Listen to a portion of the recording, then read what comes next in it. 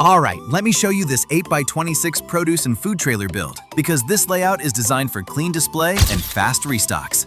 We're coming in through the wide ramp door, straight into the trailer.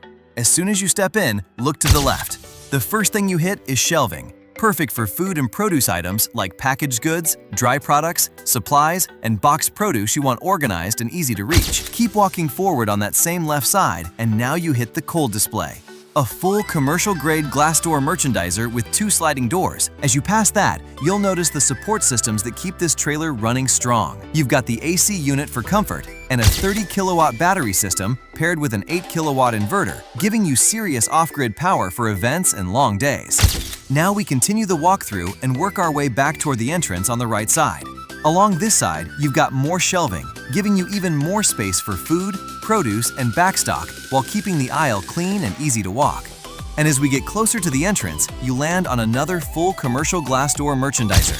If you want an 8x26 produce and food trailer built turnkey and ready to work, contact Concession Nation and request a quote today.